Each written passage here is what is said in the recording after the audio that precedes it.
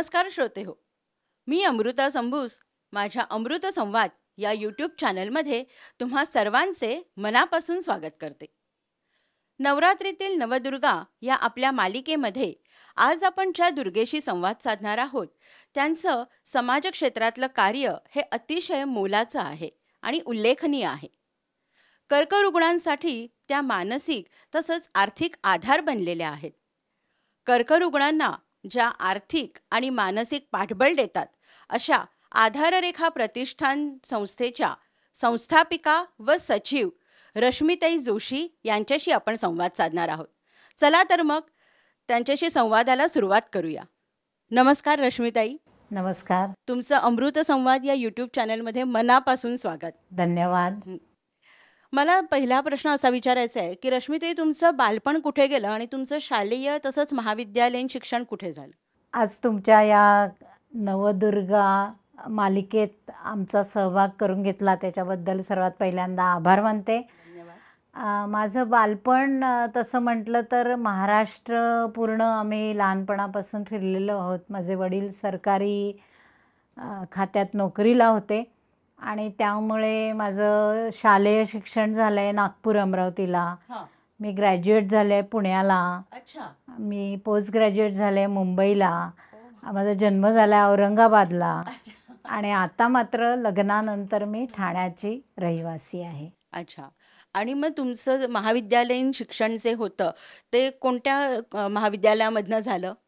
मी पुण्याच्या modern कॉलेजमधनं BSc झाले आणि मग नंतर मुंबईला, जसे वडिलांची मुंबईला बदली झाली तसं मुंबईला MD कॉलेज परळ, तिथून मी पोस्ट ग्रॅज्युएशन केलं आणि त्यानंतर लगेच मी ज्युनियर कॉलेज टीचर म्हणजे +2 लेवल जी आहे 11वी 12वी या वर्गांना बायोलॉजी शिकवायला लागले. अच्छा. अरे वा. आणि मग नोकरी चालू असतानाच मी पुढचं म्हणजे जे प्रोफेशनल शिक्षण लागतं B.Edला इक्विव्हॅलंट DHE अशी एक पदविका मी त्यावेळेस घेतली आणि 1982 पासून 2017पर्यंत म्हणजे 35 वर्ष वेगवेगळ्या महाविद्यालयात मी जीवशास्त्र या विषयाची शिक्षिका होते. अरे वा, खूपच छान. पण मग जेव्हा तुम्ही महाविद्यालयामध्ये शिक्षिका म्हणून कार्यरत होतात तर तेव्हापासूनच तुमच्या डोक्यामध्ये असं होतं का की आपण समाजकार्यामध्ये उतरावं, किंवा तेव्हासुद्धा तुम्ही कोणतं समाजकार्य करत होतात का? असं समाजकार्य किंवा एखाद्या संस्थेशी अशी पूर्णपणे निगडीत नव्हते. पण मी आणि माझे मिस्टर आणि माझा मुलगा हे जेव्हा आम्ही बाहेर हिंडायचो तेव्हा जसा मुलगा मोठा होत होता तसं त्याच्या मित्रमंडळींना घेऊन आम्ही अनेक ठिकाणी जात होतो. माझा विषय बायोलॉजी असल्यामुळे आम्ही त्यांना दिवसभराच्या सहलीला घेऊन जायचो. त्यांना अगदी डेअरी दाखवली, त्यांना विटा कशा तयार होतात दाखवलं, मिठागरं किंवा फिश कल्चर असे जे बायोलॉजीशी निगडीत थोडेसे जे विषय आहेत, संबंधित जे क्षेत्र आहेत, असे अनेक ठिकाणी आम्ही त्यांना घेऊन जायचो.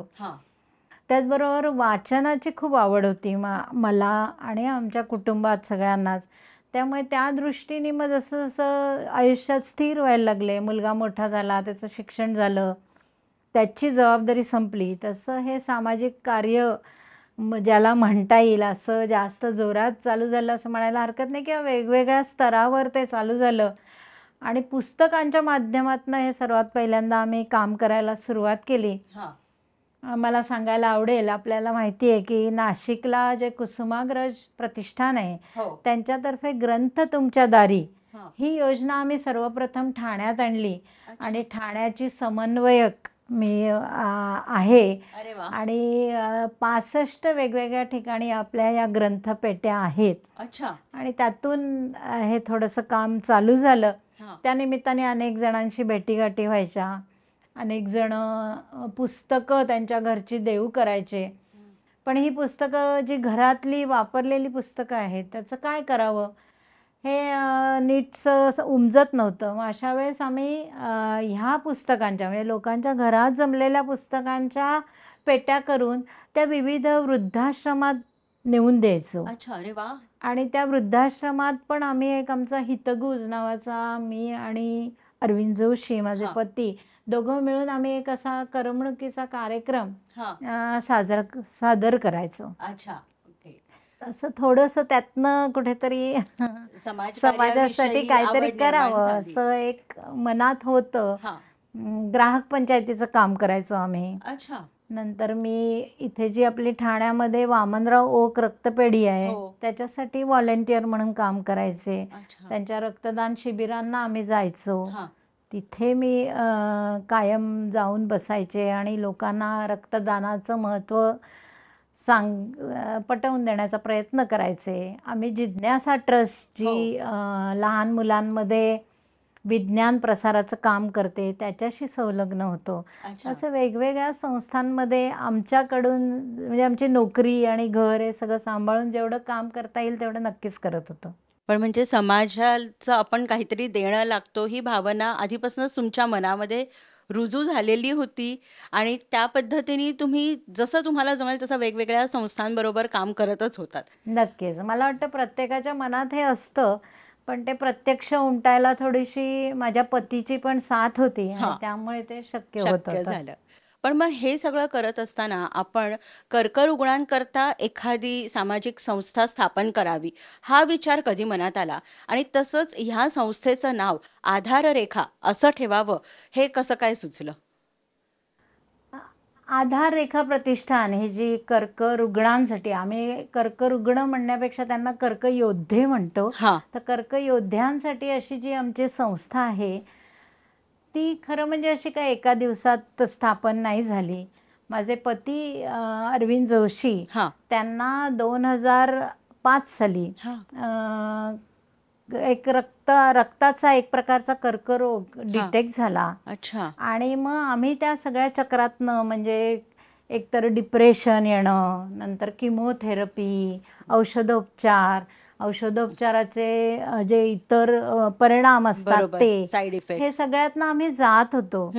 आणि ह्याच्यातनं आम्ही जात असताना आमच्या लक्षात आलं की आमच्यासारखे खरं म्हणजे बरेच पेशंट्स आहेत. कारण आम्ही ज्या तज्ज्ञ डॉक्टरांकडे जायचो तिथे त्यांच्या कन्सल्टिंग रूममध्ये जेव्हा बसायचो आम्ही 2.5 तास बसायला लागायचं अपॉइंटमेंट घेतल्यानंतर. अच्छा. आणि तिथे आमच्यासारखे अनेक जण आजूबाजूला असायचे, हां. पण कोणीच आपला अनुभव एकमेकांशी शेअर करायचा नाही किंवा मोकळेपणाने बोलतंयच जाणवायचं नाही.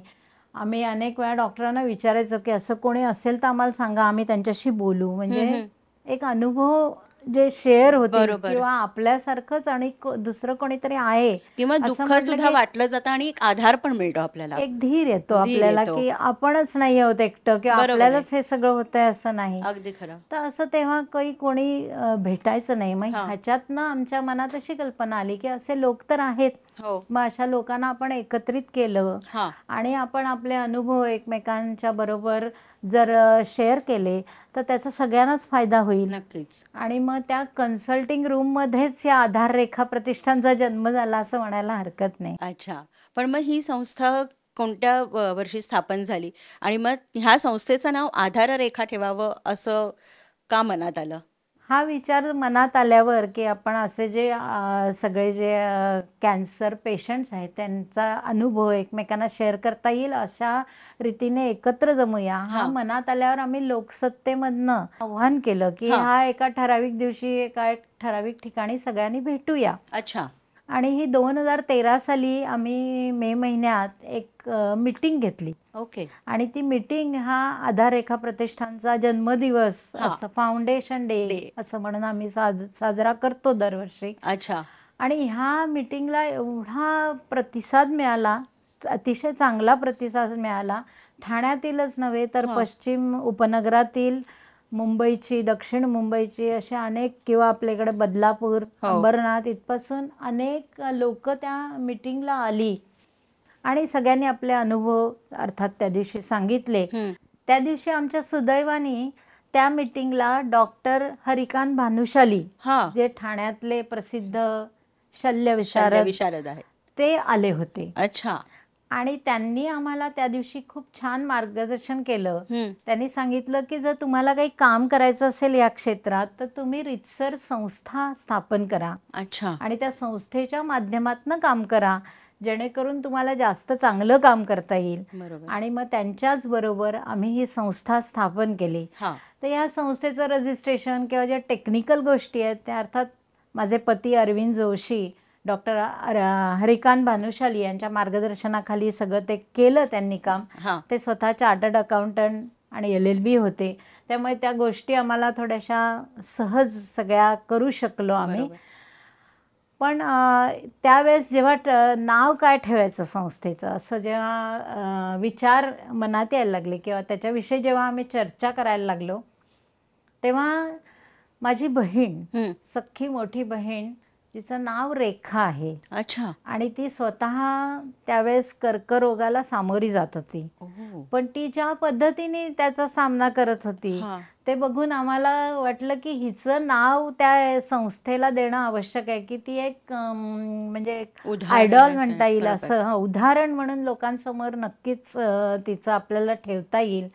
तर अशी आधार देणारी रेखा असं म्हणून अच्छा. आधार रेखा असं आम्ही नाव त्या संस्थेचं ठेवलं. अच्छा. आणि आज मला वाटतं ते खूपच समर्पक नाव असं ठरतं आहे. अगदी तर खरं. असं ते संस्थेला नाव आणि संस्थेचा जन्म जन्म. असा झाला. आपण आधाररेखा या संस्थेमार्फत अनेक उपक्रम राबवता, तर त्या उपक्रमांविषयी जाणून घ्यायला आम्हाला आवडेल. नक्कीच मला पण सांगायला आवडेल. काय आहे ना, सुरुवातीच्या काळात असं काही रूपरेषा आमची या संस्थेच्या कार्याविषयी अशी ठरली नव्हती. हां. एवढं नक्की होतं की सगळे कर्क योद्धे एकत्र येऊया, अनुभव एकमेकांना सांगूया, एकमेकांना धीर देऊया किंवा या कर्कयोद्ध्यांना उपयोगी पडतील अशी काही लेक्चर्स अरेंज करूया, हां. असे काही कार्यक्रम करूया. किंवा कर्करोगाच्या बाबतीत असं आहे की कर्करोग जितका लवकर लक्षात येईल हं. तेवढा तो बरा होण्याची शक्यता जास्त जास्त. असते. बरोबर. त्यामुळे कॅन्सर डिटेक्शन कॅम्प म्हणजे हां. जे निदान शिबिर आहेत हो. त्याला खूप महत्त्व आहे ह्या रोगामध्ये. बरोबर. आणि त्यामुळे अशी कर्करोग निदान शिबिरं आयोजित करावी हं. असं सगळं मनात होतं. आणि मग जसं आम्हाला आर्थिक पाठबळ लाभेल, जसं आम्हाला मदत मिळेल, कारण तेव्हा खूप थोडे लोक होतो आम्ही या संस्थेसाठी काम करणारे. हां. आज आमचं खूप मोठं व्हॉलंटियर्स पाठबळ आहे आम्हाला, पण तेव्हा काही जणच होतो या ह्याच्यात. आणि त्यामुळे जसं जमेल तसं आम्ही कधी लेक्चर्स अरेंज करायचो, कधी कॅन्सर डिटेक्शन कॅम्प घ्यायचो आणि असे वेगवेगळे तज्ज्ञांची व्याख्यानं आयोजित करायचो आणि असे वेगवेगळे उपक्रम आम्ही तेव्हा करत होतो. हां. आता हळूहळू म्हणजे मी म्हणेन करोनानंतर, दुर्दैवाने अरविंद जोशी यांच्या निधनानंतर ह्या सगळ्या ह्याला एक खूप चांगला आमचा आता बस्तान बसलेलं आहे. आम्ही वर्षभरात काही ठराविक दिवस हं. असे साजरे करतो, ज्याच्यामध्ये मे महिन्यात आमचा स्थापना दिवस आहे. हां. त्याच्यानंतर आता सप्टेंबर महिन्यात 22 सप्टेंबरला आम्ही रोज डे म्हणजे कर्करुग्णांचं मनोबल वाढवण्यासाठी एक दिवस साजरा करतो.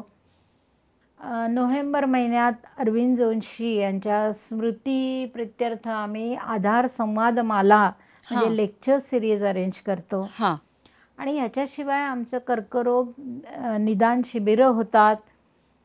आमच्या अनेक वेगवेगळ्या ॲक्टिव्हिटीज आता खूप म्हणजे मोठ्या प्रमाणात चालू झालेल्या आहेत, त्याच्याबद्दल आपण डिटेलमध्ये बोलूच. हो. पण हे असं वर्षभर आमचे वेगवेगळे कार्यक्रम उपक्रम सतत चालू चालू असतात. असतात. पण मग जेव्हा तुम्ही कॅन्सर डिटेक्शन कॅम्प ची सुरुवात केली, तर तेव्हा आपणहून जे कर्करोग ज्यांना झालेला आहे ते यायचे का? तुम्हाला त्याच्याकरता जास्त मेहनत घ्यावी लागली किंवा कोणत्या पेपरमध्ये बातमी देणं वगैरे? कारण आता कसं कॅन्सरचं जे प्रमाण आहे ते जास्त वाढलेलं आहे. पूर्वी तसं नव्हतं. पूर्वी लोकं खूप घाबरायचे की नाही, म्हणजे मी जर का त्या कॅम्पला गेलो तर लोकांना कळेल की अरे हां, ह्याला हा आजार झालेला आहे. तर तेव्हा कसा होता? नाही, सुदैवाने ठाण्यासारख्या शहरी भागात किंवा निमशहरी भागात हां. याच्याबद्दल खूप जागरूकता निर्माण झालेली आहे आणि हे पटलेलं आहे लोकांना की जर लवकर लक्षात आलं तर कॅन्सर पूर्ण बरा होऊ शकतो. जितका आपण निदानाला उशीर लावू तेवढं बरोबर. त्याची धोका वाढत वाढत जातं. जातो. आणि त्यामुळे जर आम्ही ठरवतो अर्थात की या दिवशी आपला इथे कॅम्प होईल, इथे आम्ही आधी जातो, त्यांच्याशी बोलतो, नोंदणी करून घेतो. हां. आणि आमचे अजून एक गोष्ट मला इथे अगदी आवर्जून सांगावीशी वाटेल, की आधार रेखा प्रतिष्ठानतर्फे होणारा प्रत्येक कार्यक्रम हा पूर्णपणे विनामोबदला असतो. अच्छा. आम्ही कुठल्याही कार्यक्रमासाठी कुठल्याही प्रकारची फी फी घेत नाही. घेत नाही. अच्छा, सगळ्यांना हे विनामूल्य आहे. पूर्णपणे विनामूल्य प्रत्येक आमचे जे काय कार्यक्रम हां. आहेत त्याच्यासाठी कुठेही आम्ही कसली पूर्णपणे समाजाने दिलेल्या आर्थिक पाठबळावर आमचं ही संस्था चालते. अच्छा. ओके. रश्मीताई, जेव्हा आधाररेखा ही संस्था तुम्ही स्थापन केलीत, तर एखादी संस्था स्थापन करायची म्हटलं की त्याचं रजिस्ट्रेशन वगैरे करण्याची जबाबदारी असते आणि ह्या संस्थेमध्ये आपल्यासारख्याच समविचारी लोकांनी सुद्धा पाठबळ दिलं का आणि ते सुद्धा एकत्र आले का? त्याविषयी जाणून घ्यायला आवडेल. नक्कीच. आमची संस्था ही रजिस्टर्ड संस्था आहे, नोंदणीकृत संस्था आहे. धर्मादाय आयुक्त यांच्याकडे नोंदणी करायला लागते हां. आणि त्यांचे अनेक नियम असतात, ते सगळे पाळायला लागतातच. अच्छा. पूर्णपणे समाजाने दिलेल्या देणगीवर आमची ही संस्था चालते. हां. आम्हाला ATG हो. सर्टिफिकेट मिळालेलं आहे, जेणेकरून जर कोणी आमच्या संस्थेला डोनेशन दिलं तर त्यांना आयकरात सूट मिळू शकते. अच्छा. त्याचबरोबर आमचं नीती आयोगाकडे CSR साठी पण रजिस्ट्रेशन झालेलं आहे. अरे वा. म्हणजे असं टेक्निकली ज्याला म्हणता येईल त्याला पूर्णपणे फुल प्रूफ अशी आमची संस्था आहे. अर्थात याचं श्रेय परत अरविंद जोशी यांना जातं, की त्यांनी पहिल्यापासून याच्यासाठी खूप मेहनत घेतली, खटपट केली आणि पूर्ण नियमानुसार सर्व काम झालेलं आहे. मला सांगायला आनंद वाटतो, की आमचं जे मंडळ आहे, संस्थापक मंडळ आणि पुढे आता संचालक मंडळ, हां. याच्यामध्ये ठाण्यातले प्रतिष्ठित असे डॉक्टर आहेत, डॉक्टर अनिल हेरूर हां. आणि डॉक्टर अमोल भानुशाली यांचं आम्हाला मार्गदर्शन मिळतं. हां. त्याचबरोबर आमचे जे अध्यक्ष आत्तापर्यंत होते ते श्रीनिवास मराठे, हां. ते स्वतः कॅन्सर योद्धे होते अच्छा. आणि ते आमचे पहिले अध्यक्ष होते. हो. आता CA नितीन गोखले हे आमचे अध्यक्ष आहेत. हां. त्याचबरोबर आमच्या बरोबर काम करणाऱ्यांमध्ये अनेक डॉक्टर मंडळी आहेत. डॉक्टर जान्हवी गांगल आहेत. हां. नंतर आमच्याबरोबर CA मी आत्ता सांगितलं तसं नितीन गोखले सर आहेत. प्रोफेसर मंडळी आहेत. प्रोफेसर मेघना ओगले आहेत. प्रोफेसर स्वाती नाझर आहेत. याच्यासारखे शिक्षक मंडळी आहेत. मेडिकल क्षेत्रात काम करणारे म्हणजे टाटा रुग्णालयात काम करणाऱ्या स्नेहा नेने आमच्याबरोबर आहेत. त्याचबरोबर JJ हॉस्पिटलमध्ये पॅथॉलॉजीमध्ये लॅबमध्ये काम करणाऱ्या स्वाती साक्रीकर, हर्षना खांडविलकर, अच्छा.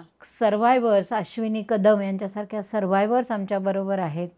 तर हे सगळेजण मिळून अगदी यंग कुठल्याही संस्थेसाठी तरुण मंडळींचा पाठबळ आवश्यक असतं. अगदी खरं. आणि याच्यासाठी आमच्याकडे तरुण मंडळीसुद्धा हळूहळू आमच्या संस्थेमध्ये यायला लागलेली आहेत, काम करू लागलेली आहेत. आणि मला नचिकेत करंदीकर याचा उल्लेख करावासा वाटतो, की एवढा यंग मुलगा असूनही तो आज आमच्याबरोबर आमच्या संस्थेसाठी काम करतोय. तर असे इंजिनियर्स, प्रोफेसर, डॉक्टर, CA, सर्व क्षेत्रातले वकील, सुजाता नवरे म्हणून एक वकील आहेत, त्या आमच्याबरोबर आहेत. तर अशा सर्व क्षेत्रातली मंडळी आमच्याबरोबर आज काम करतायत. आणि आज मला सगळ्या संस्थांचं म्हणणं असतं, की काम करायला माणसं नाहीत हो, पण माझी अजिबात ही तक्रार नाही. कुठलंही काम असेल, कुठलाही कार्यक्रम असेल तर मोठ्या उत्साहाने आमचे सगळे कार्यकर्ते त्या कार्यक्रमात तुम्हाला दिसतील वावरताना, काम करताना. अगदी खरं. कारण तुम्ही हे जे समाजकार्य करताय हे अतिशय उच्च दर्जाचं आहे. कारण आजकाल आपण बघतो कर्करोग हा खूप म्हणजे कॉमन झालेला आहे. बऱ्याच कुटुंबांमध्ये आपल्याला कर्करोगाचे रुग्ण दिसतात आणि बऱ्याच वेळा असं होतं की जेव्हा कळतं की हां, आपल्या कुटुंबामध्ये एखाद्या व्यक्तीला कर्करोग झाला आहे, तर ते पहिलं त्यांचं मानसिक खच्चीकरण होतं.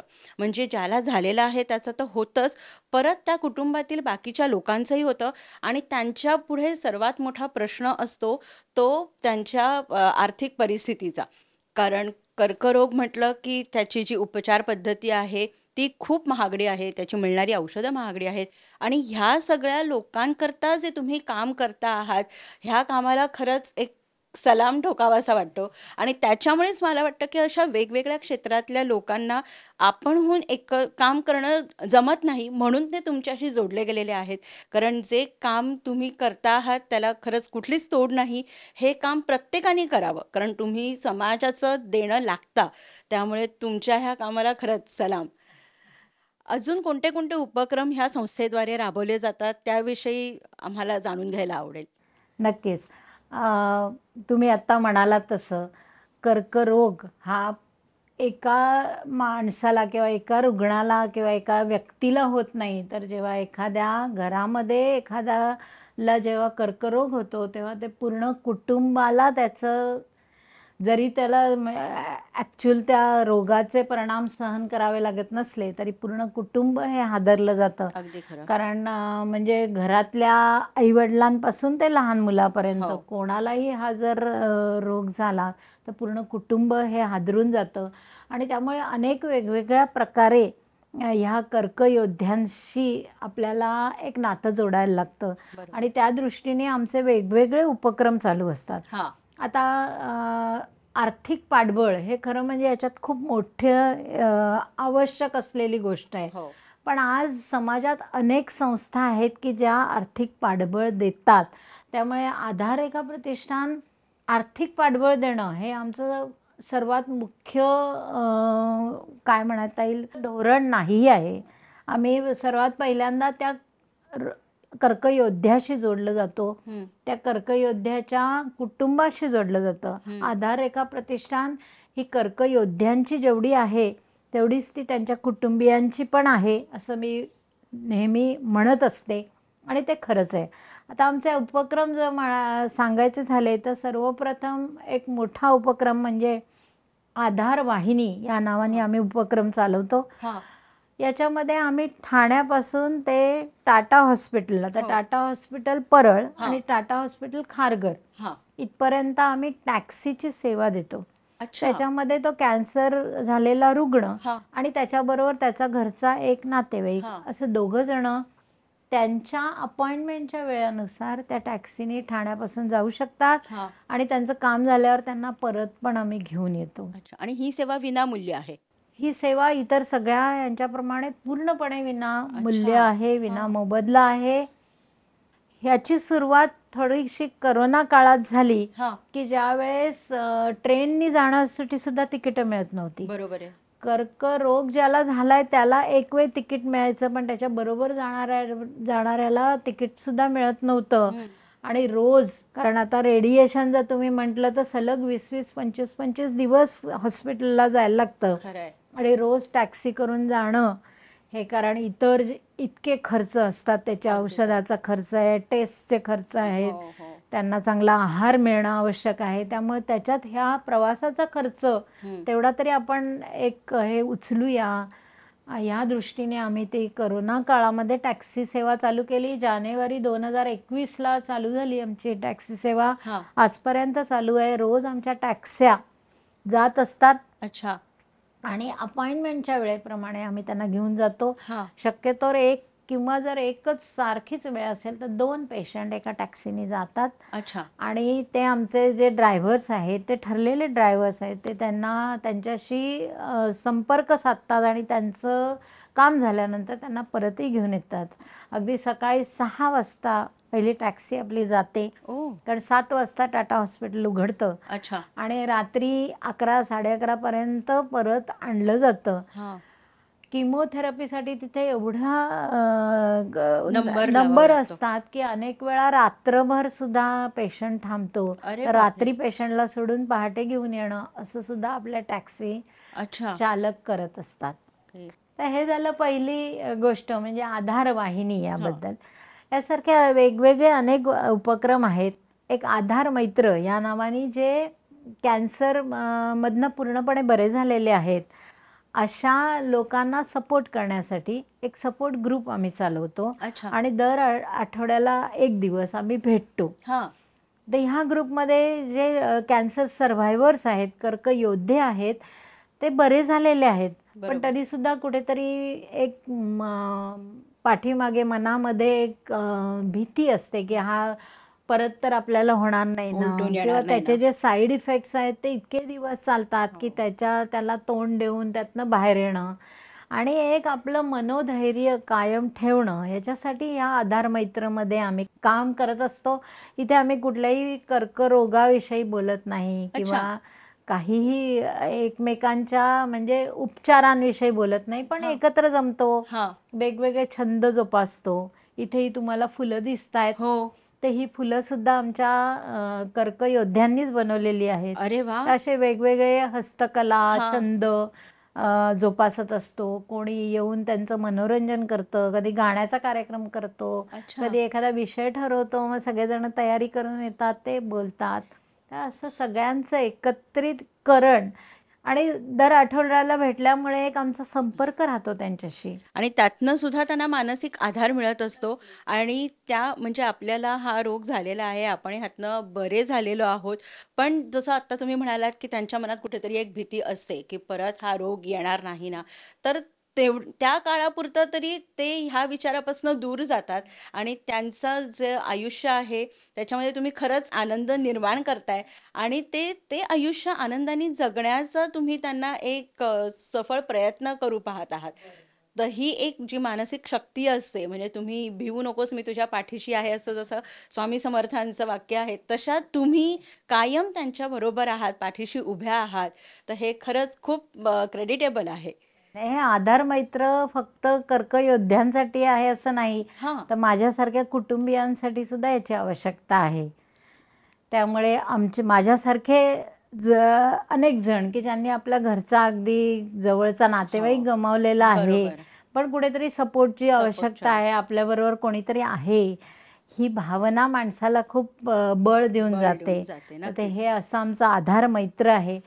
याबरोबर जसं आपण म्हणतो की कर्करोगामध्ये लवकर निदान होणं आणि त्याच्यावर उपचार घेणं हे हो. अतिशय आवश्यक आहे. अगदी. त्याच्याबरोबरच योग साधना हां. जी सकारात्मक, आता सकारात्मक राहा म्हणजे काय? बरोबर. आपण तू पॉझिटिव्ह विचार ठेव, पॉझिटिव्ह लाईफ जग, हो. सकारात्मक राहा, पण म्हणजे नक्की काय करायचं? बरोबर आहे. तर याच्यासाठी योग साधना खूप महत्त्वाची आहे आणि मला सांगायला आनंद वाटतो की घंटाळी मित्रमंडळाबरोबर हां. आधाररेखा प्रतिष्ठान योग वर्ग घेते, अच्छा. जे फक्त कर्करुग्णांसाठी किंवा हां. कर्कयोद्ध्यांसाठी आणि त्यांच्या कुटुंबियांसाठी. कुटुंबियांसाठी. आता अनेक वेळा जो कर्करुग्ण आहे तो रोज रोज नसतो, आमचा आठवड्यातनं 3 दिवस असतो, पण येऊ शकतोच असं नाही. मग बरोबर. त्याच्याबरोबर त्यांच्या घरचं कोणीतरी त्या योगवर्गाला त्यांना घेऊन येतं आणि असे आमचे योगवर्ग इथे घंटाळी मित्रमंडळाला चालतात, आधार साधना या नावाने. अरे वाह! याचबरोबर आत्ताच आम्ही एक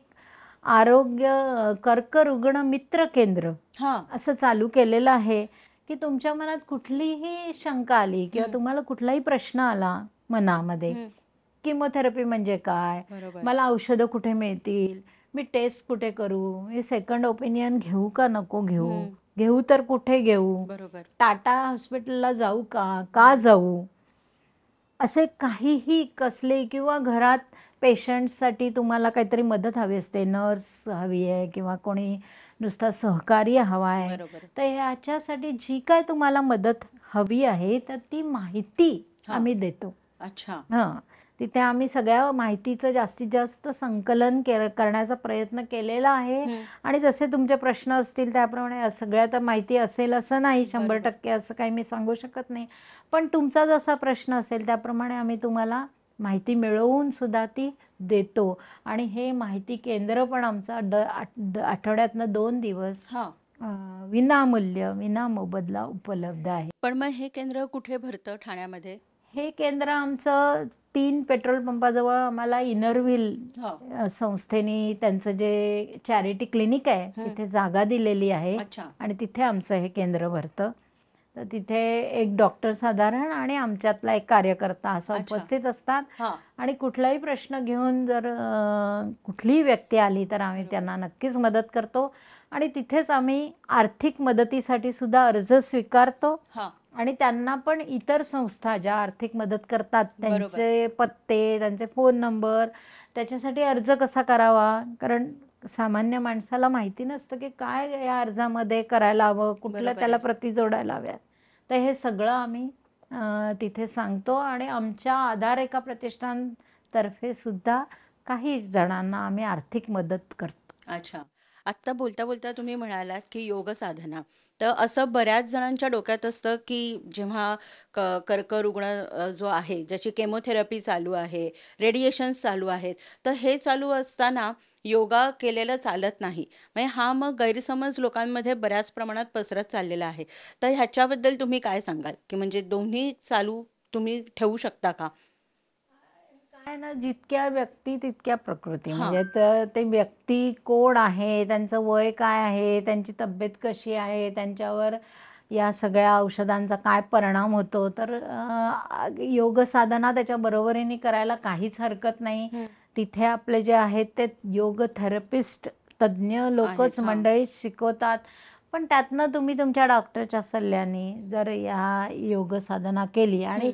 ही किमोथेरपी काही सतत चालू नसते. आज बरोबर. तुम्हाला दिली की मध्ये 21 दिवसाची साधारणपणे कालावधी असतो हां. पुढची किमोथेरपी घ्यायच्या आधी. मग तेव्हा अच्छा. तुम्ही मधले 15 दिवस ही योग साधना जशी तुम्हाला जेवढी झेपेल तेवढी करू शकता. हां. तर तुमचं काही विशिष्ट ऑपरेशन झालेलं आहे तर ते योग आसनं न करता इतर तुम्हाला जे जमेल ते करू शकता. अच्छा. नुसतं तिथे येणं, तिथे बसणं, बसणं. तिथला जो प्राणायाम आणि प्रार्थना आणि हो. तिथलं जे वातावरण आहे याचा सुद्धा इतका सुंदर परिणाम होतो. म्हणजे म्हणजे तुम्हाला सकारात्मक ऊर्जा मिळत असते नक्कीच, तिकडनं. नक्कीच. तिथल्या सगळ्यांचे अनुभव खूप ऐकण्यासारखे आहेत. म्हणजे हां. एकांना लंग कॅन्सर झालेला होता हां. आणि बरे झालेले आहेत ते. आणि त्यांची दरवेळेस ती लंग कपॅसिटी मोजली जाते. अच्छा. तर ते म्हणायचे की उद्या माझी ती टेस्ट आहे म्हटल्यावर मला आजच एवढी भीती वाटायला लागते. हां. पण मी योग वर्गाला आल्यापासून माझा कॉन्फिडन्स वाढला. अच्छा. आणि आता जेव्हा त्यांनी टेस्ट दिली तेव्हा हां. एखाद्या नॉर्मल माणसासारखी त्यांची लंग कपॅसिटी झालेली आहे अरे असं वाह! रिझल्ट आला. म्हणजे हे सगळं योगाचे परिणाम योगाचाच आहेत. परिणाम आहे. असे खूप पॉझिटिव्ह रिझल्ट तिथे पण आपल्याला नक्कीच मिळतात. अच्छा. अर्थात कुठलीही म्हणजे ॲलोपॅथी सोडून दुसरं कुठलंही तुम्हाला औषधोपचार किंवा असं काही घ्यायचं असेल तर ते सेकंडरी हे म्हणूनच घ्यायला पाहिजे. म्हणजे बरोबर. त्यांनीच पूर्णपणे बरं होऊ असं असं नाही. नाही.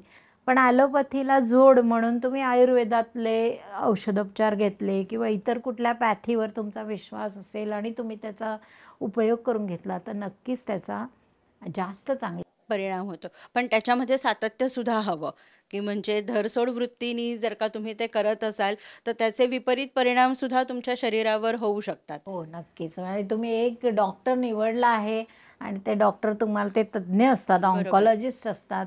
आणि प्रत्येकाने लक्षात ठेवायला हवं की प्रत्येक व्यक्तीनुसार ते औषधी उपचार ठरवतात. अगदी खरं. त्यामुळे त्यांच्यावर पूर्ण विश्वास ठेवून ती ॲलोपॅथीची ट्रीटमेंट घ्यायलाच हवी. आणि त्याच्याशिवाय इतर तुम्हाला काय गोष्टी करायच्या असतील त्या करायला हव्यात. रश्मीताई, असं बऱ्याच वेळा ऐकायला येतं, की कर्करोग ज्यांना झालेला आहे, त्या कुटुंबामध्ये लोकं म्हणतात, की कर्करोग हा संसर्गजन्य रोग आहे. तर हे कितपत खरं आहे? नाही, हे पूर्णपणे 100% चुकीचं गोष्ट आहे. हां. कर्करोग हा अजिबात संसर्गजन्य नाही. हां. कर्करोग का होतो, कसा होतो, हे आता एवढं जगामध्ये संशोधन चालू आहे, पण तरी अजून निश्चित आपल्याला कारण माहिती नाही. बरोबर. फक्त जो गर्भाशय मुखाचा कर्करोग हो. आहे, तो एका व्हायरसमुळे होतो. अच्छा. आणि त्याच्यावर आता व्हॅक्सिन निघालेलं आहे. हां. यावर्षीचा जर आपला अर्थसंकल्प तुम्ही बघितला भारताचा, हां.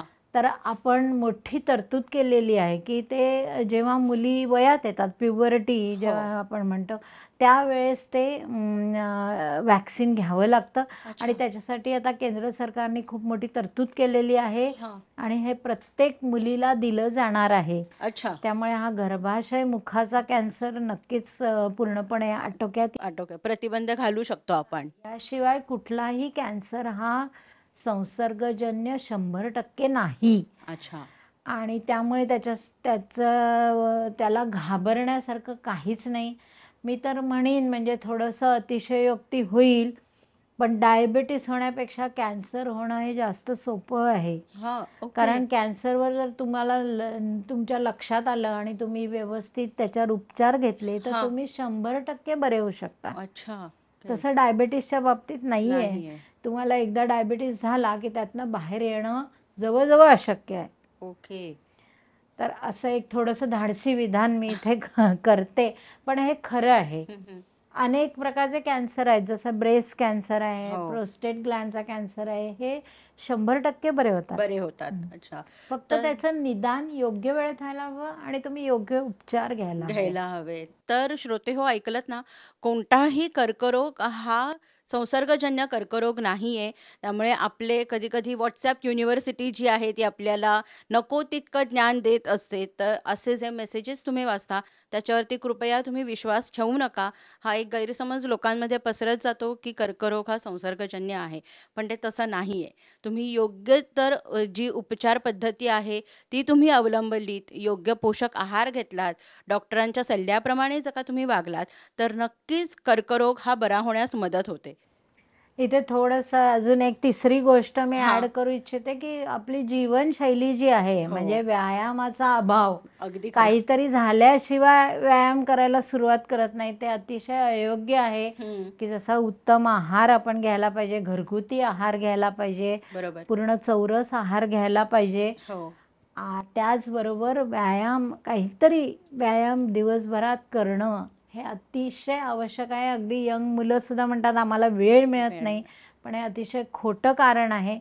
आणि एक व्यायामाचा अभाव किंवा बैठी जीवनशैली ज्याला हो. म्हणतो, त्यामुळे सुद्धा हे असे कर्करोगासारखे रोग होऊ उद्भवू शकतात. शकतात. तर त्याच्याबद्दल आपण जागरूक राहिलं पाहिजे. नक्कीच. तुम्ही आत्ता WhatsApp युनिव्हर्सिटीचा उल्लेख केलात, तर ह्याच्यावरनं इतके असंख्य आपल्याला संदेश येत असतात, हो.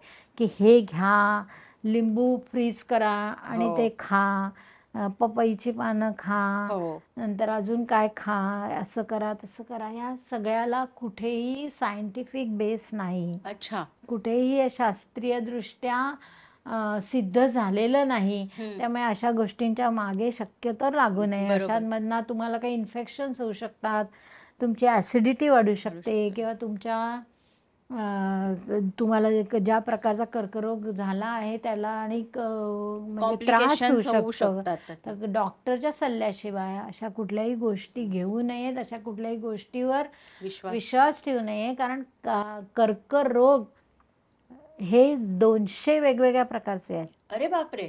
मुख्य प्रकार त्याचे 200 आहेत. अच्छा. आणि परत प्रत्येक व्यक्तीनुसार त्याचं हे बदलत जातं, रूप बदलत जातं. बरोबर. त्यामुळे एक उपाय जो सगळ्या कॅन्सरवर मात हो. करेल हे असं शक्य नाही. नाही. तर याची कृपया सगळ्यांनी अमृताताईंच्या या उपक्रमामार्फत जरूर नोंद घ्यावी असं मला वाटतं. नक्कीच. नक्कीच प्रेक्षक नोंद घेतील याची. आता तुम्ही बोलता-बोलता आपल्या जीवनशैलीविषयी बोललात किंवा आपल्या पोषक आहाराविषयी बोललात. तर असे काही पदार्थ आहेत का, की जे खाल्ल्यामुळे कर्करोग होण्याचा धोका जास्त असतो? कारण आता कधी-कधी असंही ऐकिवात येतं, की प्लास्टिकमधले जे पदार्थ असतात किंवा आपण टपरीवरनं चहा आणतो, तर तो गरम चहा आपण प्लास्टिकच्या पिशवीतनं आणतो. तर बऱ्याच वेळा असं ऐकलं जातं, की प्लास्टिकमधून जे पदार्थ तुम्ही खाता, त्याने कर्करोग होण्याचा धोका जास्त असतो. तर हे कितपत खरं आहे? नक्कीच. या अशा पदार्थांना कर्कजन्य पदार्थ असं आपण हां. म्हणतो, की जे कर्करोगाला उद्दीप्त करू शकतील. हां. प्लास्टिक हा सर्वात त्याच्यातला एक हे आहे. प्लास्टिक ॲज सच डायरेक्ट तुम्हाला काही हे करत नाही. पण हां. जेव्हा तुम्ही प्लास्टिक आणि गरम किंवा हां. प्लास्टिक आणि गार, गार गरम, गार गरम असा आणि प्लास्टिकचा जेव्हा संबंध येतो, आता साधी गोष्ट की तुम्ही प्लास्टिकमध्ये पाणी भरता आणि हो. ते प्लास्टिकच्या बाटलीत पाणी भरता, ते फ्रीजमध्ये ठेवता, बरोबर. जेवायच्या बाहेर काढता, तुमचं जेवण होईपर्यंत ते गरम होतं, हो. परत त्याच्यात साधं पाणी घालता, परत ते आत ठेवता, परत बाहेर काढता. किंवा तुम्ही कारमधनं फिरायला जाता तेव्हा तुम्ही जेव्हा पाण्याच्या बाटल्या घेऊन जाता, तुमच्या कारमध्ये AC चालू आहे तेवढा वेळ ते थंड राहतं. बरोबर. तुम्ही कार लॉक करून वर आलात की ते उन्हाच्या प्रक्रियेत ते गरम होतं हो. आणि मग परत तुम्ही परत फिरायला गेलात की तेच पाणी काढून पिता. तर ह्या सगळ्यामध्ये ज्या प्लास्टिक आणि पाण्यामध्ये जो केमिकल रिॲक्शन. संयोग होतो, त्याचे रिॲक्शन होते, त्याच्यामध्ये कर्कजन्य पदार्थ तयार होतात असं शास्त्रीयदृष्ट्या सिद्ध झालेलं आहे. अच्छा. याच्याशिवाय अनेक गोष्टी अशा आहेत की ज्या कर्कजन्य आहेत आपल्याला माहिती नाही. हं. आता साधी गोष्ट की जे चायनीज पदार्थ असतात, हो. तर चायनीज पदार्थ शिजवण्याची पद्धत कशी आहे, पटकन शिजवतात. हो. हो. म्हणजे हळूहळू गरम नाही करत नाही किंवा करत. तळणं गोष्ट वेगळी, पण जे फास्ट कुकिंग आहे त्यांचं, त्याच्यामध्ये कर्कजन्य पदार्थ तयार होतात. हे अच्छा. सिद्ध झालेलं आहे. ओके. नंतर तुम्ही खायचा रंग वापरता. हां. आता तुम्ही गाजराचा हलवा केला तर हो. तो किती सुंदर झाला असला तरी त्याला लाल भडक रंग आल्याशिवाय काही मजा नाही असं किंवा आपल्याला वाटतं. पावभाजी. पावभाजी. अगदी. आता हॉटेलमध्ये गेलात तर तुमच्या हाताला सगळा रंग रंग लागतो. लागतो. हो. पालक पनीर असेल तर हिरवा आहे. हो. तर हे खायचे पदार्थ, खायचे रंग जे आहेत ते कर्कजन्य आहेत. अच्छा. अगदी छोट्या छोट्या गोष्टी की जिथे जिथे तुमचं आणि त्या पदार्थांमध्ये म्हणजे त्या लेन्सेस हो. वापरणं हो. किंवा डेंचर्स, हं. हं. हे जर तुम्हाला सतत घासत राहिले हां. तर तिथे कर्करोग निर्माण, गाठ निर्माण होऊ शकते. घर्षण बापरे. जिथे होतं हां. हां. तिथे ते रोगाची सुरुवात होते. अच्छा. त्यामुळे अशा गोष्टींसाठी तुम्ही सावध राहिलं पाहिजे. हां. तुम्हाला सांगितलं तर अगदी आश्चर्य वाटेल की आपल्या घरात जे आपण फर्निचर बनवतो हो. आणि त्याला जो सनमायका लावतो हो. तो कर्कजन्य आहे. काय म्हणता? Yes. अरे बापरे. आपण जे मेकअपचे वेगवेगळे पदार्थ वापरतो, हो. हो. शॅम्पू आहे, हो. त्याच्यात अनेक अगदी आता सध्या बघा पावसाळा चालू आहे आणि कपड्यांना वास येऊ नये म्हणून त्याच्यामध्ये एक कुठलं ते सुगंधी एक आपण हे द्रव्य घालतो. बरोबर. तर त्याच्यामध्ये कर्कजन्य पदार्थ आहे. अच्छा. म्हणजे आपण नकळत कितीतरी कर्कजन्य पदार्थांना स्वतःलाच एक्सपोज करत असतो. याच्याशिवाय एक महत्त्वाचं कर्करोगाचं काय म्हणाल जिथून निर्माण होऊ शकतो ते म्हणजे पेस्टिसाइड्स आणि केमिकल फर्टिलायझर्स. अच्छा. हां. केमिकल फर्टिलायझर, रासायनिक खतांचा अतिवापर हं. किंवा कीटकनाशकांचा अतिवापर हा त्या धान्यामधनं आपल्या शरीरात ते शिरतात हं. आणि ते कर्कजन्य आहे ते सिद्ध झालेलं आहे. आज भारतामध्ये पंजाब, हरियाणा ज्याला आपण धान्याचं कोठार म्हणतो, हो. तिथे सर्वात जास्त कर्करुग्ण आहेत. अरे बापरे. आणि ते कर्करोग त्यांना पेस्टिसाइड आणि इन्सेक्टिसाइड्सच्या अतिवापरामुळे झालेला आहे. अच्छा. तर असं आपण स्वतःलाच कसं या सगळ्यापासून वाचवायचं याचा आपणच विचार करून ठरवायला हवं असं बरोबर. मला वाटतं. आहे का? आहे. अच्छा. जसं अच्छा. टाटा हॉस्पिटल परळला आहे, खारघरला आहे, तसं त्यांची ब्रांच हरियाणा इथे पण आहे. कारण तिथलं जे रुग्णांचं प्रमाण आहे त्याच्या एवढं वाढलेलं आहे की तिथे सुद्धा टाटा हॉस्पिटलने त्यांचं शाखा ब्रांच शाखा उघडली आहे. सुरू केलेली आहे. अच्छा. तर प्रेक्षक हो, कळलं ना कोणते कोणते कर्कजन्य पदार्थ आहेत. तर आता मला वाटतं की तुम्ही हा संवाद ऐकल्यावरती नक्कीच जागरूक व्हाल आणि हे कर्कजन्य पदार्थ जेवढे कमी करता येतील तेवढा कमी करण्याचा प्रयत्न कराल. कारण मला वाटतं आपणच कुऱ्हाडीवरती पाय मारतोय आणि म्हणतोय की अरे मी तर हे कधी असं केलं नाही, मग मलाच कसा काय हा झाला. तर जागरूक राहा आणि सतर्क राहा आणि आत्ता रश्मिताईंनी जे कर्कजन्य पदार्थ सांगितले त्यापासून स्वतःला राम ठेवायचा प्रयत्न करा. रश्मिताई, आधाररेखा प्रतिष्ठानने ठाण्यामध्ये पहिल्यांदाच आरोग्य जत्रा हा उपक्रम राबवला होता. तर त्याच्याविषयी जाणून घ्यायला आम्हाला आवडेल. बरोबर. एक वेगळा असा हा उपक्रम आहे आरोग्य जत्रा. हां. आपल्याला साधारण व्यापारी पेठ माहिती आहे अगदी. की नवरात्र आहे, दिवाळी आहे, याच्या वेळेस व्यापारी पेठ भरते आणि हो. वेगवेगळे तिथे स्टॉल्स असतात जिथे खरेदीसाठी आपण आवर्जून जातो किंवा जाणून घेण्यासाठी आवर्जून जातो. तर त्याच धर्तीवर ही आरोग्य जत्रा आहे. हां. म्हणजे आरोग्याशी संबंधित जेवढ्या काय संस्था आहेत, हॉस्पिटल आहेत, औषधं कंपन्या आहेत, वेगवेगळ्या थेरपी आहेत, योग वर्ग आहेत, या सगळ्यांना आम्ही एकत्र जमवतो आणि त्यांचे स्टॉल्स इथे असतात आणि तुम्ही त्या स्टॉल्सना भेट देऊ शकता, जेणेकरून तुम्हाला त्या हॉस्पिटलविषयी, त्या संस्थेविषयी, त्यांच्या कार्याविषयी माहिती मिळू शकेल. आणि एका ठिकाणी असे 25-30 स्टॉल्स लावलेले असतात. 2 दिवस आमची ती आरोग्य जत्रा चालते. आत्तापर्यंत 2दा आम्ही हा प्रयोग केला आहे. अरे वा. आणि अनेक संस्था याच्यात आमच्या आरोग्य जत्रेत मोठ्या उत्साहाने सहभाग घेतात. लोकही भरपूर येतात आणि याचा नक्कीच फायदा होतो असं मला वाटतं. यावर्षी पण आमच्या मनात आहे की अशी आरोग्य जत्रा भरवावी, कारण करोनाच्या आधी, याच्यापूर्वी आम्ही आरोग्य जत्रा भरवली होती. नंतर 2 वर्ष करोनामध्येच गेली आणि करोनामध्ये असं काही करणं शक्य नव्हतं आणि आता परत आमचं सगळे सुरळीत उपक्रम चालू झालेले आहेत. तर आरोग्य जत्रा ही आम्हाला नक्कीच भरवायची आहे आणि तुम्ही सगळेजण त्याला भरघोस पाठिंबा द्याल याची मला खात्री आहे. नक्कीच. रश्मिताई, आत्ताच तुम्ही करोना काळाचा उल्लेख केला, तर करोना काळामध्ये सुद्धा आधाररेखा प्रतिष्ठाननी उपक्रम राबवले होते आणि जे ऑनलाईन होते, तर त्याविषयी सुद्धा आम्हाला ऐकायला आवडेल. नक्कीच. करोना काळ हा आपल्या सगळ्यांनाच थोडासा घाबरवणारा होता. कर्करुग्णांसाठी तर तो जास्तच जिकरीचा होता, कारण त्यांना त्यांचं औषधोपचार चालू ठेवणं आवश्यक होतं, पण त्याच वेळेस घराच्या बाहेर पडायचीच भीती वाटत होती.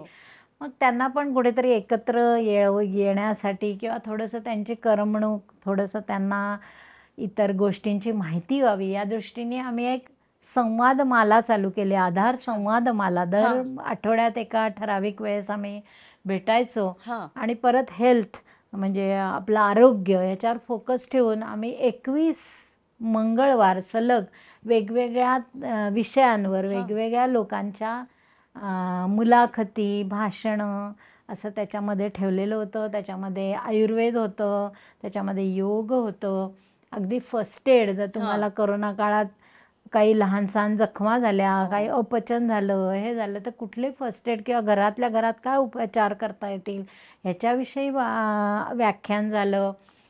नंतर भीती आपली कशी घालवता येईल, सकारात्मक कसं राहता येईल याविषयी त्याच्यामध्ये तज्ज्ञ मंडळी आली होती. आपल्याला आरोग्यविषयक आयकरामध्ये अनेक सूट दिल्या जातात, त्या कुठल्या आहेत याविषयी एक भाषण झालं. अशा विविध अंगाने आम्ही ती आधार संवादमाला सजवली होती आणि खूप छान प्रतिसाद त्याला. आणि हे सगळं तुम्ही झूम प्रणालीवरती म्हणजे झूम प्लॅटफॉर्मवरती केलं होतं? प्लॅटफॉर्मवर केलं आणि त्यातनंच आता आम्ही स्फूर्ती घेतली आहे आणि अरविंद जोशी यांच्या स्मृतीप्रित्यर्थ आम्ही दर नोव्हेंबर महिन्यात एक आधार संवादमाला, अरविंद जोशी स्मृती आधार संवादमाला भरवतो आणि वेगवेगळ्या तज्ज्ञांना, वेगवेगळ्या लोकांना त्याच्यात पाचारण करतो. अगदी काही उदाहरणं किंवा नावं तुम्हाला सांगायची झाली तर शरद पोंक्षे आपल्याकडे येऊन गेलेले आहेत. ते स्वतः कॅन्सर योद्धे आहेत आणि त्यांनी आपल्याच म्हणजे कसं मी त्या वादळाला सामोरं गेलो ह्याच्याविषयी अतिशय सुंदर तिथे निवेदन सगळं केलं. उदय निरगुडकर आले होते, त्यांनी आमच्या कर्कयोद्ध्यांच्या मुलाखती घेतल्या. नंतर डॉक्टर अभिजित सोनवणे आले होते, भिकाऱ्यांचे डॉक्टर ज्याला आपण म्हणतो, ते येऊन त्यांनी त्यांचा अनुभव सांगितला. वंदना अत्रे म्हणून नाशिकच्या एक याच क्षेत्रात काम करणाऱ्या आहेत, त्यांचे अनुभव त्यांनी शेअर केले. असे वेगवेगळ्या व्यक्तींना आम्ही बोलवतो आणि ही आधार संवादमाला अरविंद जोशी यांच्या स्मृतीप्रित्यर्थ आम्ही दरवर्षी नोव्हेंबर महिन्यात घेत असतो. अच्छा, खूप छान. रश्मिताई, कर्करोग म्हटलं की आपल्या डोळ्यासमोर सर्वात प्रथम येतं ती गुलाबी रंगाची रिबीन, किंवा एड्स म्हटलं तर आपल्या डोळ्यासमोर येतं लाल रंगाची रिबीन. तर ह्या वेगवेगळ्या रंगांच्या रिबिनींचा काय संदर्भ आहे, ह्याच्यामध्ये काय महत्त्व आहे? या ज्या कॅन्सर रिबिन्स आहेत, तुम्ही आता म्हटलं की गुलाबी रंग हा स्तनाचा कर्करोग याच्यासाठी निर्देशक आहे. तर या रिबिन्स लावणं म्हणजे तुम्ही रिबिन लावून त्या रुग्णांना एक पाठिंबा दर्शवताय. काय आहे, कर्करुग्णांना सहानुभूती नको असते, कर्करुग्णांना सिंपथी नको असते, पण त्यांना एम्पथी हवी असते.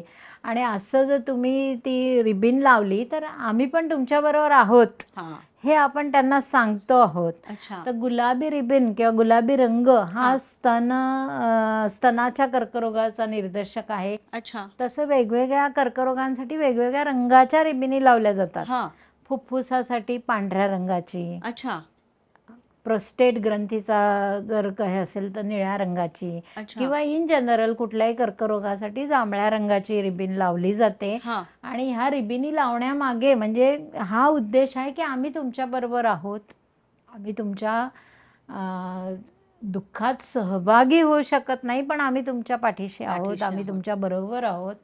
आणि हेच दाखवणं हा या त्या रिबिन्सचा उल्लेख. म्हणजे ह्यात सुद्धा आपण एकीचं बळ दाखवतो, की म्हणजे आता जसं तुम्ही सांगितलात, की स्तनांचा कर्करोग ज्यांना झालेला आहे, तर जेवढ्या महिला असतील, तिने जर का बघितलं तर तिला एक मानसिक आधार मिळतो, की हां, मी एकटी नाही आहे, माझ्याबरोबर ह्या सुद्धा आहेत आणि त्यामुळे तिला लढायची एक जी ऊर्जा असते ती मिळते. तर हा विचार खरंच खूप चांगला आहे. इथे तुम्ही हे पुस्तक बघता आहात, हो. मला वाटतं की आधार रेखा या नावानेच हे पुस्तक मी प्रकाशित केलेलं आहे. व्यास प्रकाशनने प्रकाशित केलंय. अच्छा. आणि याच्यामध्ये कॅन्सर रिबिन्स याच्यावर एक प्रकरण आहे. अच्छा. नंतर काय कॅन्सरवरचे गैरसमज गैरसमज याच्यावर एक प्रकरण आहे. तुम्ही कॅन्सर पेशंटला जेव्हा भेटायला जाता हो. तेव्हा तुम्ही कसं वागलं पाहिजे याविषयी, म्हणजे त्याचे जे एटिकेट्स म्हणू आपण, हो. ते कुठले असायला पाहिजेत. कारण एक भाव असतो की मला झालेला नाहीये. हो. हा जो भाव आपल्या मनात आपण कॅन्सर पेशंटला भेटायला जातो तो कुठे उमटणार नाही. बरोबर. आपल्या वागण्यात, आपल्या चेहऱ्यावर, आपल्या शब्दांमध्ये, हो. किंवा काउन्सिलिंग केल्याचा एक भाव किंवा आपण आव आणतो म्हणूया, हो. अगदी तर खरं. ते सुद्धा म्हणजे अनेक वेळा पेशंट्सना नको असतं. त्या सगळ्याचा त्या पेशंटला काय हवं आहे ह्याचा विचार करून, किंवा मी आत्ताच तुम्हाला सांगितलं असं 200 वेगवेगळ्या प्रकारचे कॅन्सर आहेत. हो. आणि प्रत्येक व्यक्तीनुसार त्याचं हे बदलत जातं. त्यामुळे माझ्या पण कोणाला तरी असंच झालं होतं आणि मग त्यांना असे असे त्याचे परिणाम झाले आणि ते इतके वर्ष जगू शकले किंवा इतकेच वर्ष जगू शकले. हे असे आपलं ज्ञान तिथे देणं थोडंसं सल्ले टाळलं देणं. पाहिजे. बरोबर आहे. आणि त्या पेशंटला कम्फर्टेबल वाटेल, त्याला आत्ता काय हवंय, त्याचं मन रमण्यासाठी काय हवंय, बरोबर. त्याला पुस्तकं वाचायला आवडत आहेत, त्याला काही छंद जोपासायला आवडत आहे, तर त्याच्यात आपली काय मदत होऊ शकेल का, खरं आहे. ह्या दृष्टीने ही भेट देणं आवश्यक आहे. याचा उपचार घेत असताना, किमोथेरपी ज्याला म्हणतात, हो, ती हो. घेत असताना त्याचा एक साईड इफेक्ट म्हणजे केस गळतात. हो. आणि जेव्हा केस गळतात तेव्हा समोरच्या व्यक्तीला कळतं की ह्यांना कॅन्सर झालेला आहे. आणि मग ते केस गळणं हे इतकं म्हणजे त्यांच्या नजरेतनं, त्यांच्या आविर्भावातनं हे एवढं असं दाखवलं जातं ना, ह्याच्यावर पण आपण कुठेतरी संयम ठेवला पाहिजे. खरं म्हणजे केस गेले म्हणजे ते औषध लागू पडलंय. अच्छा. हां, कारण त्या कॅन्सर पेशी ज्या आहेत त्या मारण्यासाठी केमोथेरपी हो, आहे. हो. बरोबर. आणि कर्कपेशी मारायच्या म्हणजे कशा, कर्कपेशींचं विभाजन होत असतं. हां.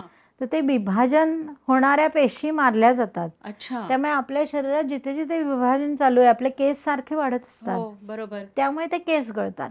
अच्छा. तिथे पण ती नवीन केस येण्याची प्रक्रिया थांबते. पण म्हणजे हे एक पॉझिटिव्ह लक्षण हे आहे. पॉझिटिव्ह लक्षण आहे. अच्छा. आणि ते केस गेलेले जशी केमोथेरपी सांगते तसे ते तसे परत येतात. येतात. अतिशय सुंदर चांगले केस येतात. बरोबर. तर तुम्ही असं ते जे आश्चर्य किंवा हो, हो. त्याच्याबद्दल जे दुःख दाखवता की अरे रे केस गेले, तर ते थोडंसं आपण आपल्या भावनांना आवर घातला पाहिजे. त्यांच्या दृष्टिकोनातनं त्याच्याकडे बघितलं पाहिजे. अगदी खरं, अगदी खरं. कारण हे तुम्ही जेव्हा सांगता तेव्हा त्याची मानसिकता काय आहे, तो कशातनं जातोय. कारण केमोथेरपीच्या वेळेस त्याला सर्वात जास्त त्याचा त्रास होत असतो, त्या रेडिएशन्सचा. आणि बऱ्याच वेळा असं होतं, की रेडिएशन चालू असतं त्यामुळे त्यांची भूकही मंदावलेली असते. त्यामुळे त्यांचं खाणं तेवढं नसतं. आणि ह्या सगळ्या अशा ह्याच्यामध्ये जर का तुम्ही त्यांना नको असलेले सल्ले देत असाल किंवा तुम्ही जिथे काही ज्ञान वाचलेलं आहे, ते चुकीचं ज्ञान त्यांच्याबरोबर शेअर करत असाल, तर हे खरंच घातक आहे. तुम्ही जर का क्वालिटी टाईम ज्याला आपण म्हणतो, तो क्वालिटी टाईम त्यांच्याबरोबर जर का तुम्ही घालवलात, तर नक्कीच ते ह्या आजारातनं बरे होण्याला जास्त मदत होऊ शकते. असे अनेक त्याच्यामध्ये प्रकरणं आहेत आहेत. या पुस्तकामध्ये. जरूर सगळ्यांनी वाचावं, जेणेकरून उपयोग होऊ शकेल असं मला वाटतं. श्रोते हो, मला तुम्हाला खरंच आवाहन करावंसं वाटतंय. हे जे पुस्तक आपण इथे बघतात, हे पुस्तक अतिशय सुंदर आहे आणि रश्मीताईंनी हे अतिशय सोप्या भाषेमध्ये लिहिलेलं आहे. कुठेही त्यांनी किचकट भाषा वापरलेली नाहीये. अगदी 5वीत असलेल्या मुलांनी सुद्धा हे जर का पुस्तक वाचलं, तरीसुद्धा त्याला समजू शकेल की कर्करोग म्हणजे काय? जेव्हा आत्ताच रश्मीताई म्हणाल्या, की आपण कर्करोग झालेल्या पेशंटला जेव्हा भेटायला जातो किंवा आपल्या घरी एखादी अशी व्यक्ती असते, आपल्या नात्यात अशी एखादी व्यक्ती असते, तेव्हा तिच्याशी आपण कसं वागायला पाहिजे, कोणत्या प्रकारचे कर्करोग आहेत, ह्या सगळ्याची इत्थंभूत माहिती आपल्याला ह्या पुस्तकात मिळते. तर असं नाही की ज्यांना कर्करोग झालाय त्यांनीच हे पुस्तक घ्यावं किंवा आपल्याला जी माहिती नाही आहे आणि उगाचच आपण इकडचे तिकडचे सल्ले देत असतो, त्याच्यापेक्षा हे पुस्तक वाचून जी खरी माहिती आहे ती आपल्यापर्यंतही पोचली पाहिजे आणि लोकांनाही पोचली पाहिजे असं मला वाटतं. त्यामुळे नक्की तुम्ही हे पुस्तक विकत घ्या. रश्मीताई, आत्ता नुकतीच आधाररेखा प्रतिष्ठानतर्फे आपण घोषवाक्य स्पर्धा घेतली होती आणि मला वाटतं आपल्या प्रतिष्ठानातर्फे आपण वेगवेगळ्या स्पर्धा ह्या घेत असतोच. तर त्याच्याविषयी आम्हाला जाणून घ्यायला आवडेल. नक्कीच. आम्ही वेगवेगळ्या प्रकारच्या स्पर्धा वर्षभर घेत असतो. कधी पोस्टर स्पर्धा असते, हां. कधी स्लोगन स्पर्धा. आता जी घोषवाक्य स्पर्धा आम्ही आत्ताच घेतली. हां. आमचा आत्ताच रोज डे साजरा झाला. हां. त्या दिवशी आम्ही पारितोषिकं पण दिली. अच्छा. मध्ये आम्ही पाककला स्पर्धा घेतली होती. अरे वा. तृणधान्य वापरून पाककला करायच्या होत्या हां. आणि याला सगळ्याला खूप छान प्रतिसाद लोकांचा मिळतो. काही घोषवाक्य मी वाचून दाखवते, नक्कीच ऐकायला आवडतील तुम्हाला. नक्कीच. षटरिपूंवर करू मात, हं. जपू मनस्वास्थ्याचे तंत्र, निरोगी जीवनशैलीचा हाच मूलमंत्र. वा. सुदृढ मन करील आजारावर मात, हां. मदतीला आहे आधाररेखाची साथ. वा. आणि लहान मुलांनी सुद्धा ह्याच्यात भाग घेतला होता. हां. शालेय गटातल्या मुलांनी. अच्छा. त्यांचे सुद्धा विचार किती सुंदर आहेत बघा. नको मैदा, पिझ्झा, बर्गर, हां. आरोग्य आणेल घरची भाजी भाकर. वा वा. तर असे खूप उत्स्फूर्त प्रतिसाद त्याला होता आणि शालेय गट आणि खुला गट अशा अच्छा, दोन्ही अशा दोन्ही गटांमध्ये गटांमध्ये. स्पर्धा झाली आणि त्याचा बक्षीस समारंभ आत्ताच नुकताच पार पडला आहे. अच्छा. रश्मीताई, तुम्हाला लेखनाचीही खूप आवड आहे. तर अशा अजून कोणत्या तुमच्या आवडी आहेत? तर त्याविषयी आम्हाला जाणून घ्यायला आवडेल. नक्कीच. लेखन म्हणजे माझ्या छंदातनं जे वृक्षांचा अभ्यास करायचा मला एक आवड आहे, छंद हां. आहे. तर त्याच्यातनं वृक्ष पंचांग असं हां. एक पुस्तक तयार झालेलं तुम्हाला दिसतंय इथे. हो. मला प्रवास करायला खूप आवडतो. वाचनाची आवड आहे आणि त्याच्यामुळेच मी तुम्हाला सांगितलं तसं ग्रंथ तुमच्या दारी हो. किंवा आमचं वाचक मंडळ आहे आणि असे अनेक वाचनावर आधारित अशा अनेक उपक्रमात मी सहभागी होते. मला आवडतं. मला भरतकाम करायला खूप आवडतं अच्छा. आणि मला वाटतं ते खूप स्ट्रेस रिलीजर असं हो. आहे की स्वतःचं पूर्ण आपलं फोकस त्या भरतकामावर असतो आणि असे वेगवेगळे छंद जोपासायचा मी प्रयत्न करते. खरं सांगायचं तर अरविंद जोशी यांच्या जाण्याने खूप मोठी पोकळी माझ्या आयुष्यात निर्माण झाली होती. तिथपर्यंत एक आयुष्याला बाकी स्थैर्य आलेलं होतं, आर्थिक विवंचना नव्हती, मुलगा सेटल झालेला होता, कुठली जबाबदारी नव्हती. पण हे एक प्रकारे चांगलंही आणि वाईटही आहे. आता मी काय करू? 24 तास, तेव्हा मला कळलं की आपल्या दिवसाला 24 तास असतात आणि हे 24 तास आता आपण कसे घालवणार, असं मला रोज उद्या आपण काय करणार अशी सारखी मनात एक खूप द्वंद्व निर्माण व्हायचं. आणि या सगळ्यावर उपाय म्हणून किंवा या सगळ्यावर इलाज म्हणून या आधाररेखा प्रतिष्ठानचं काम, म्हणजे त्याचा इतरांना काय उपयोग होतो किंवा काय फायदा होतो याच्यापेक्षा मला स्वतःला याचा खूप मोठा आधार मिळालेला आहे असं मी म्हणेन. आणि आज तुमच्या माध्यमातून मी अनेक जणांपर्यंत पोचते आहे. तुमचे खरंच मनापासून आभार मानायला पाहिजेत. धन्यवाद. आत्ताच आपण इथे बघत पण आहोत, तुम्हाला ती पुरस्कार मिळालाय. तर त्या पुरस्काराविषयी सुद्धा आम्हाला जाणून घ्यायला आवडेल. यावर्षी 2024 साली समर्थ व्यासपीठातर्फे हां. असं सामाजिक कार्य करणाऱ्या स्त्रियांचा त्यांनी ती हा पुरस्कार देऊन गौरव केला आणि मला खूप आनंद वाटतो की त्या ह्याच्यात माझं नाव पण होतं. आणि तो पुरस्कार मला आपले जे आमदार आहेत संजय केळकर हो. त्यांच्या हस्ते मिळाला. अच्छा. त्याचा खूप आनंद आहे. याशिवाय ठाण्यामध्ये जे व्यास क्रिएशन आहे हो. त्यांच्यातर्फे मला व्यासरत्न पुरस्कारही मिळाला अरे होता. वा. यावर्षी त्यांनी पुस्तक सखा हा. असं एक पुरस्कार मला दिला आहे. अच्छा. नंतर आपली भारतीय जनता पार्टीतर्फे सावित्रीच्या लेकी हो. असा जो पुरस्कार दिला तो यावर्षी मला त्यांनी दिला. अच्छा. आणि या मस्त. सगळ्यामुळे खूप मनोबल वाढतं. काहीतरी काम करण्याची अजून आपल्याला ऊर्जा निर्माण होते असं मला वाटतं. जसं आपण म्हणतो की निष्काम कर्मयोग, ह्या पद्धतीने तुम्ही जे काही समाजकार्य चालू केलेलं आहे, त्याच्यात तुमचं जे मोलाचं योगदान आहे, त्याच्याकरता हे जे तुम्हाला पुरस्कार मिळालेले आहेत ते खरंच वाखाणण्याजोगे आहे. रश्मीताई, आधाररेखा प्रतिष्ठानतर्फे भविष्यात अजून कोणते नवीन उपक्रम चालू करायचा विचार तुमच्या डोक्यात आहे? आत्ता जे आपले उपक्रम चालू आहेत तर आधार मैत्र आम्ही त्याच्यासाठी एका ठिकाणी जमतो. आमचं आधार रेखाचं ऑफिस दुसऱ्या ठिकाणी आहे. हां. मी आत्ता सांगितलं तसं नुकतंच आमचं कर्करुग्णांसाठी एक मदत केंद्र चालू झालेलं आहे. ते अजून वेगळ्या ठिकाणी आहे. हां. तर हे सगळं जर आम्ही एकत्र आणू शकलो, म्हणजे आम्हाला जर भविष्यात एक व्यवस्थित जागा मिळू शकली, जागा उपलब्ध झाली, बरोबर. तर आम्ही जास्त एफिशियंटली काम करू शकू असं मला वाटतं. हे जे कर्करुग्ण मदत केंद्र आहे ते अजून मोठ्या प्रमाणात आम्हाला म्हणजे सगळ्यांपर्यंत पोचायला हवं की असं माहिती केंद्र आहे बरोबर. आणि तिथे जाऊन आपल्याला हवी ती माहिती मिळू शकेल. हे सगळ्यांपर्यंत आणि मोठ्या प्रमाणात पोचायला हवं असं मला वाटतं. हे जे उपक्रम आमचे चालतात ते आता ठाणे शहरामध्ये बहुतेक जणांना माहिती आहेत, पण ठाण्याच्या आजूबाजूला पण त्याचा प्रसार व्हावा आणि बरोबर. आधार रेखा प्रतिष्ठानशी सगळ्यांनी जोडलं जावं अशी माझी इच्छा आहे आणि हे होईल असं मला खात्री आहे. कारण कर्करोग हा असा रोग आहे की जो घाबरवतो. सकारात्मकतेने जर आपण सामोरं गेलो तर नक्कीच आपण त्याचा पराभव करू शकतो आणि अतिशय चांगलं मी म्हणते की ज्यांना कर्करोग होतो त्यांना 2 जन्म मिळतात आणि जेव्हा त्यांचा पुनर्जन्म होतो तेव्हा ते त्याचा जास्त चांगला वापर करू शकतात. आपल्यासारख्या सर्वसामान्यांना आपल्याला मिळालेल्या जन्माचं महत्त्व कळत नाही. ते ह्या कर्कयोद्ध्यांना जास्त चांगलं समजलेलं असतं आणि त्यामुळे ते जास्त चांगलं काम त्यांच्या आयुष्यात करू शकतात. तर ही आधार रेखा प्रतिष्ठान जे आम्ही धडपडतो आहे तर याला सगळ्या समाजाने बळ द्यावं अशी माझी इच्छा आहे. कुठलंही काम करायचं तर त्याच्यासाठी आम्ही म्हटलं तसं पूर्णपणे विनामोबदला आम्ही काम करतो, पण त्याच्यासाठी आर्थिक पाठबळ अतिशय आवश्यक असतं. मी सुरुवातीलाच सांगितलं की आम्हाला ATG मिळालेलं आहे. हो. आमची नोंदणीकृत संस्था आहे हो.